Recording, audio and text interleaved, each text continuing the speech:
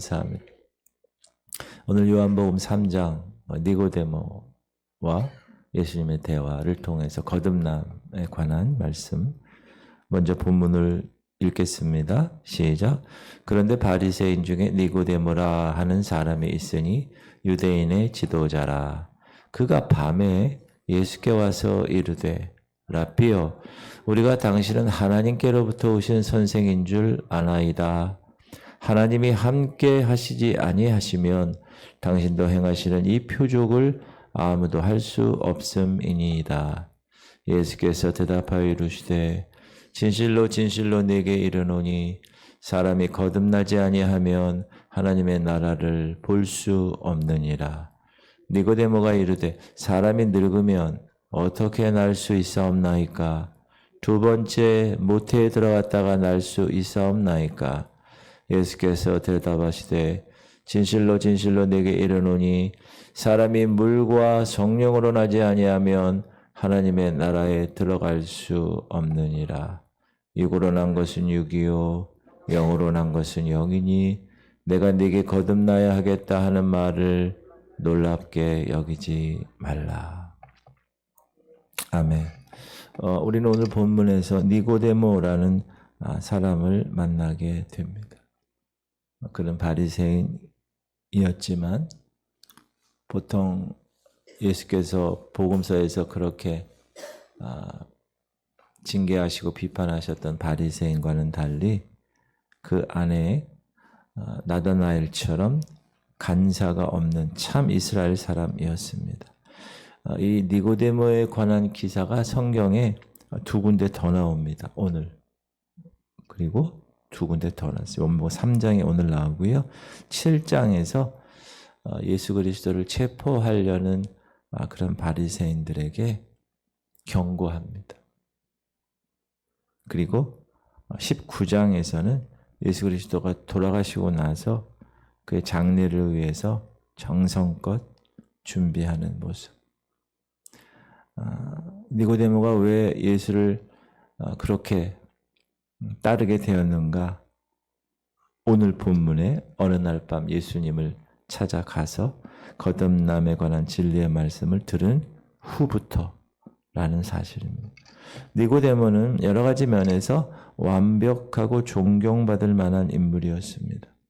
바리새인이니까 율법을 잘 지키는 자였겠고 또 경건한 생활을 하는 사람이었고 특별히 하나님의 나라를 기다리는 사람이었습니다. 하나님의 나라를 기다린다라는 것은 메시아를 기다린다, 대망한다라는 그의 믿음을 나타낸 말이죠.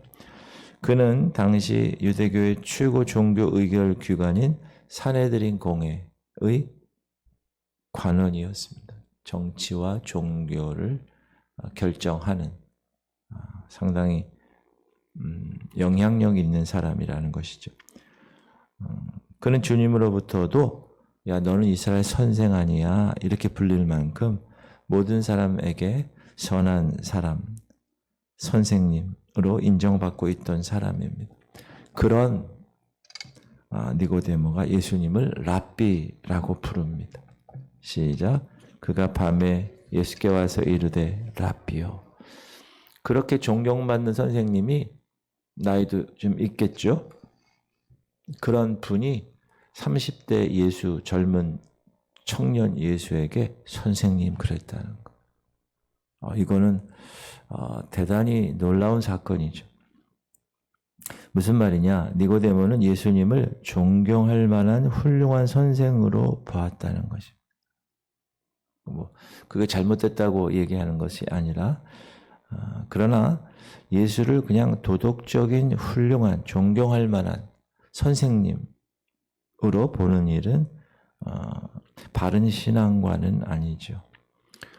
우리 기독교에 있어서는 오늘 예수님이 말씀하신 것처럼 거듭나야 하나님 나라에 들어갈 수 있기 때문에 그렇습니다. 그래서 니고데모는 예수님이 하나님께로부터 온 선생으로 알았습니다. 시작. 우리가 당신은 하나님께로부터 오신 선생인 줄 아나이다. 이 하나님께로부터 온 선생이란 말은 선지자라는 말입니다. 그러니까 니고데모는 예수님을 선지자 중에 훌륭한 선지자 하나로 알았습니다. 선지자는 메시아가 아니죠. 선지자는 뭐 하는 사람이죠? 메시아를 증거하는 사람입니다. 그러니까 예수님을 선지자로 알고 있는 정도라면 이 니고데모는 아직 거듭나지 못한 사람이다. 그리고 두 번째로 니고데모는 예수님을 표적을 행하는 사람으로 생각했습니다. 2절 하반절 보면 하나님이 함께 하시지 아니하시면 당신이 행하시는 이 표적을 아무도 할 수 없음이니이다. 당신은 하나님으로부터 온 선생이고 하나님이 함께 하시는 분이고 그리고 그 표적을 행하는 사람이다. 이 유대인들에게 있어서는 이 표적을 행한다. 이게 상당한 큰 의미입니다. 왜냐하면 유대인들은 역사적으로 하나님의 많은 표적을 보아왔고 경험했던 사람이기 때문에 그렇습니다. 어떤 표적들이 있을까요? 홍해를 건너는 거. 어떻게 바다를 땅처럼 걷겠어요? 그리고 만나를 경험한 표적. 어떻게 먹을 게 하늘에서 그냥 떨어지겠어요? 그리고 반석에서 물을 마시는 표적. 뭐 여러 개 많죠. 얼마나 많아요. 구름 기둥과 불 기둥의 표적. 그렇죠?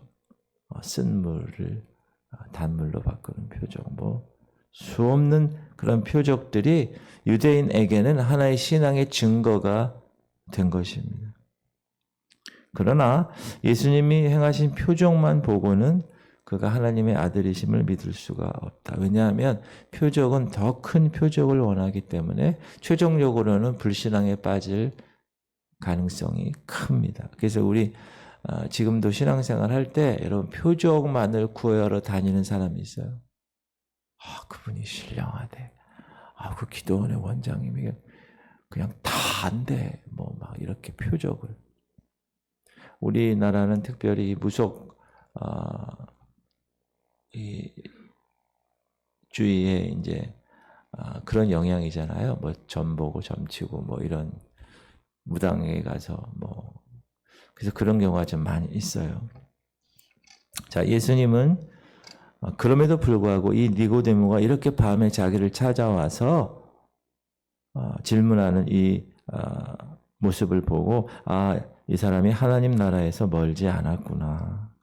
그래서 주님은 그에게 사람이 거듭나는 이치에 대해서 말씀해 주십니다.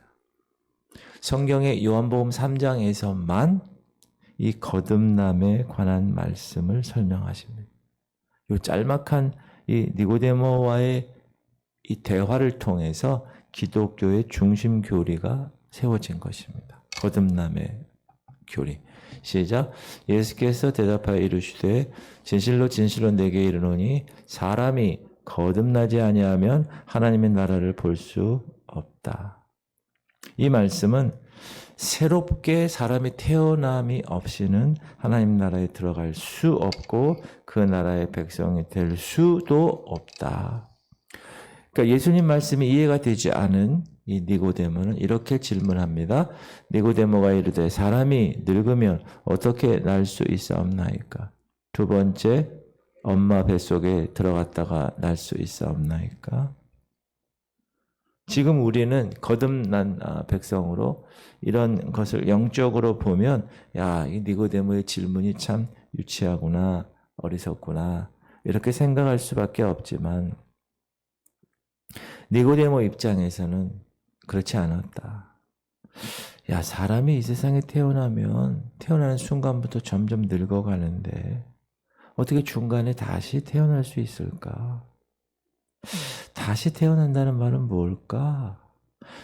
우리가 다시 엄마 배에 다시 들어갔다 나온다는 말일까? 이런 생각을 한 것이죠. 왜요? 영적인 일은 영적인 것으로만 알 수 있는데 아직 니고데모는 영적으로 태어나질 않아서 이 영적인 원리를 모르기 때문에 그렇습니다. 그래서 주님은 친절하게 니고데모에게 거듭남의 진리를 다시 한번 말씀하십니다. 시작. 예수께서 대답하시되 진실로 진실로 네게 이르노니 사람이 물과 성령으로 나지 아니하면 하나님의 나라에 들어갈 수 없느니라. 그래서 이 거듭남은 영적인 탄생이라고 말씀하시고, 사람이 엄마 배에서 육의 생명이 태어났을 때 그에게 육적인 생명이 있는 것처럼 사람이 영으로 태어남이 없이는 영적 생명이 존재할 수 없다. 그리고 그 거듭남의 원리는 물과 성령으로 나는 것이다. 그리스도를 영접한다는 말과 같은 것입니다. 그리스도를 영접하는 일에는 두 가지 사실이 전제되어 있는데, 오늘 말씀처럼 이거는 회개를 이야기합니다. 근데 그 회개는 말씀을 통하여 이루어지죠. 세례 요한이 회개하라, 천국이 가까웠다, 하나님 나라, 하나님 왕국이 가까웠다 얘기했을 때도 세례 요한의 그 말을 통하여, 그 말씀을 통하여 그 뜻을 깨달은 것처럼, 그래서 회개해야 되는 것처럼, 그리고 유대인의 정결 의식은 물로 씻는 거죠.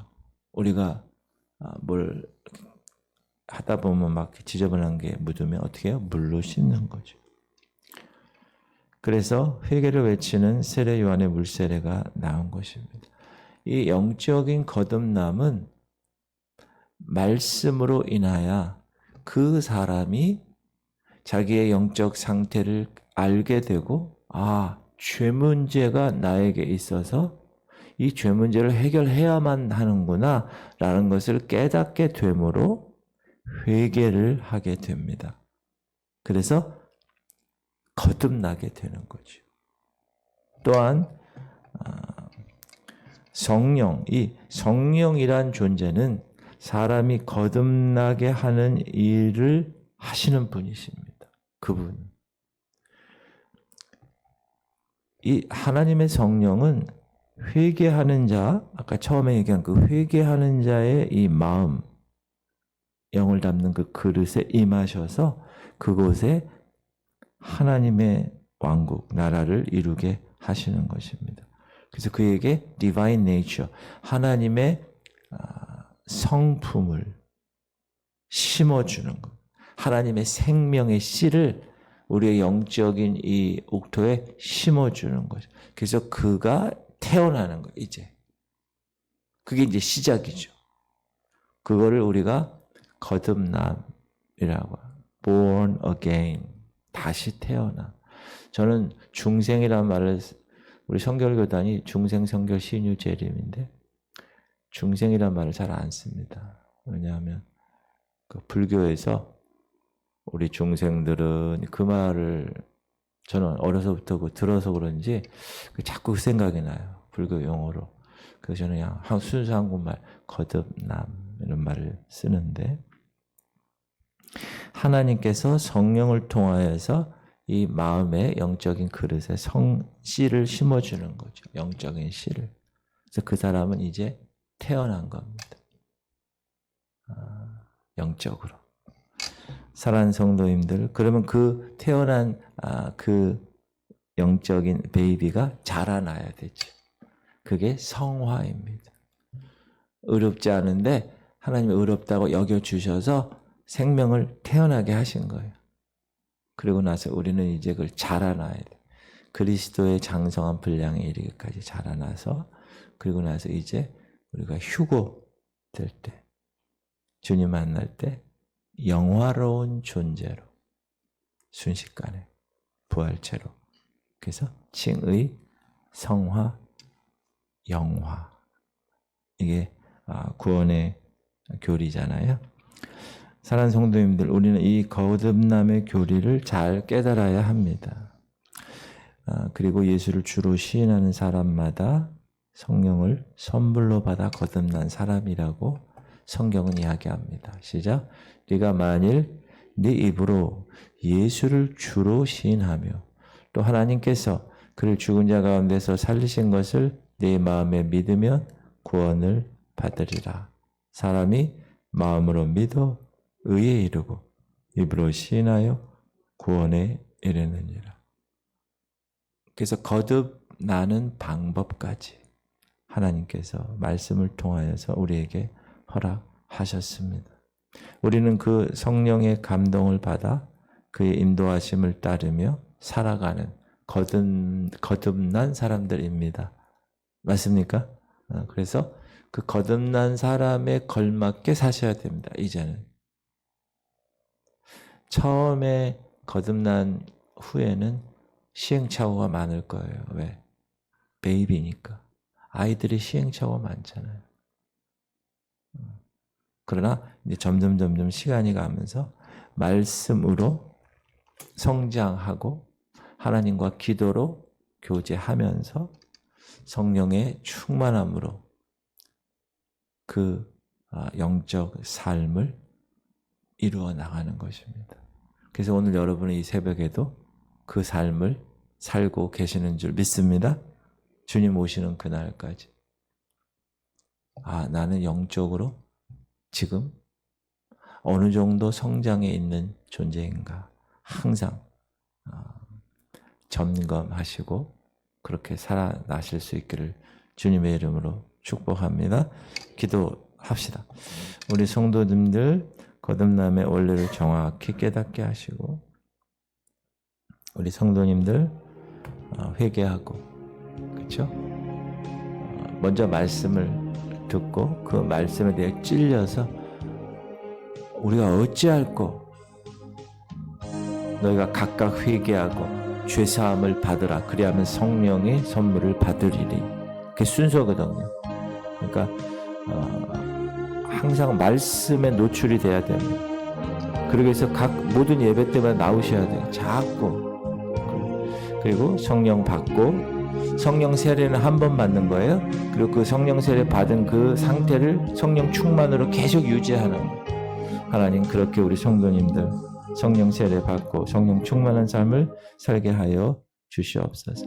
우리 할인이를 위해서 계속 기도해 주시고 최영 장로님, 김은희 권사님, 또 윤성자 권사님 뼈에 금간 것 주께서 치유하시고 우리 고3 유희연, 문준희 고3 학생들을 위해서 또 계속 여러분들이 중보기도의 사명을 가진 자로 기도해 주시기를 바랍니다. 우리 주님 부르고 통성으로 기도합니다. 주여 할렐루야. 하나님 감사합니다.